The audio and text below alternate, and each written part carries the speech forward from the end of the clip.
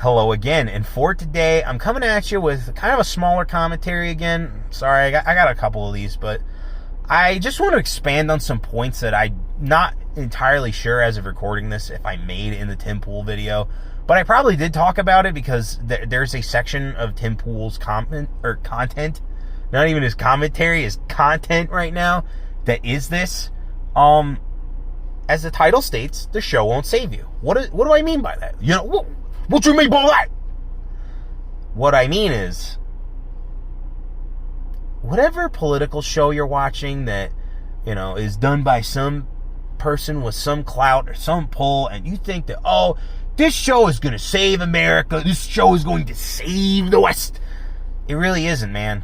And there's a good reason for it. But let's get into the real content. It's that there are a lot of content creators out there who confuse doing their show with actual on-the-ground activism, actual on-the-ground policy changing, policy making, actual on-the-ground, real, honest-to-God change. You know, sitting there and talking about the issues only gets you so far. It only gets you an audience. It doesn't get you anything that actually, like, could fix the problem, you know, that can remedy the solution. So there's either two things to this. It's either A, all they know how to do is the show, which would be incompetence, but the malicious part would be as if it was just a trick to, you know, pull the wool over the eyes of their audience into supporting their show as part of the larger culture war, but it instead turns into a grift. This is why leftists think that a lot of right-wing creators are grifters, and it's like, yeah, it's because they want to make a living and they really have nowhere else to go once they start saying all this stuff. It makes sense, you know. That's why there are not a lot of, like, leftist YouTubers, you know. That's why there was only BreadTube. You know, that's why there's only BreadTube. And notice how they all kind of went in line and, like the video I just did, fucking petered out. And, God, we love to see that, but this isn't about that. This is about the right-wing grift. Because, you know, I'm a fair and balanced channel here, don't you know? But yeah, this is part of the grift of being a YouTuber with a political fucking podcast that either brings on guests or does a daily show.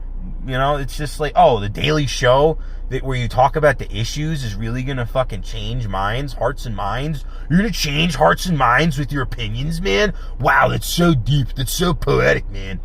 No, you're fucking not, alright? You're just fucking fooling your audience into buying your mug club. Yeah, no, this is about Steven Crowder just as much as it is about Tim Pool or the Daily Wire shills or fucking Charlie Kirk or any of these fucking guys that just do the show all day and think they're changing the country. You're not. Okay, maybe Charlie Kirk might be with his, you know, his influence and, you know, who he shakes hands with at the end of the day. But I'm sorry, there's only one real way for a show to do something beneficial in the world. It's usually IRL activism, you know? Oh, cool, like, my audience is made up of people who are secretly in the Trump White House and they email me. It's like, yeah, that could be real, or it could just be some doomcock fucking hopium, dude. You know? You never know who's telling the truth on that, but I think what separates the Groypers from every other fucking audience of political content viewers online is the fact that when Nick made the call to say, hey, join up with our fellow patriots, you know, join the MAGA rallies, and the Groypers showed up in force, and we were chanting Groyper, and, you know, everybody was, you know, rah-rahing for fucking Nick Fuentes' speeches at the Capitol in fucking D.C. and shit in the middle of some other event. It's like, yo,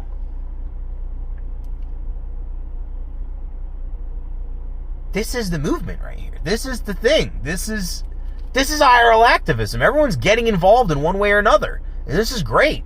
You know, this is what we should be doing with these shows. We shouldn't just be sitting on our asses. We should be, you know, doing like Sargon used to do, like writing letter campaigns, trying to stir some shit on Twitter, you know, it's trying to fucking find out all the information on Destiny to ruin his life even further than it already is, you know. We should be using our powers to actually do something as an audience. You know, we shouldn't just be sitting on our asses and hoping for some white knight to come in and save us from this hell world. Because they're not. Sorry, it's just not realistic anymore to fucking be waiting on a hero. Because we all gotta kind of do it together. You know? As much as the show won't save you, yeah, there is no fucking knight in shining armor at the end of the day. We all gotta fucking go to war if we're really gonna be serious about this shit. You know what I'm saying? Like, we really gotta step it up. That's why I support a lot of the fandom menace still, even though I have a lot of disagreements with them. And believe me, I'm getting to the Comicsgate video. I'm getting to the Ripperverse Comicsgate video. It's just, you know, there's a lot of stuff in the way first. Mainly this one. This is it. So, you know, that's why I do support the wider culture war on the right, because I think a return to normalcy is definitely needed in entertainment, if not in most of business nowadays, as well as politics. But honestly, I think some people need to face the consequences for their actions. It's just how it needs to fucking play out at the end of the day. You know, we can't just let them get away with it. And by them, I mean women, of course. But no, I do mean our political enemies in every shape and variety. They cannot fucking be allowed to just get away with it and, you know, have the world just return to normal. I'm sorry. It's just like that. We have proven throughout many a course of modern history that we cannot just let them get away with it. Because if we do, then we're just going to repeat the cycle all over again and nothing changes. You know, there is no peace. There is no path to prosperity. There is no white light at the end of the tunnel. You know what I mean? So, yeah, we do have to do something as an audience, you know? We do have to rally behind someone who's actually serious and has serious ideas and seriously wants to get them done and out there in the world, you know? And it's like, the thing about the Groypers, once again, is that those guys moved tectonic shifts. It's been 5 years since the first Groyper War. The right now believes in ending all immigration. The right now believes in asking questions about homosexuality in the conservative movement. The right now believes the things they purport to believe. It's not just a fucking act. It's not just them puffing their chests. It's real. It's visceral.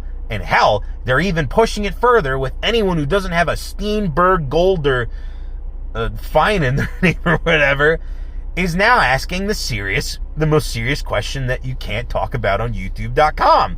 So, I think that's a good thing. And, again, who shifted the Overton window more? Groypers or Turning Point USA students? Groypers or Tim Pool fans?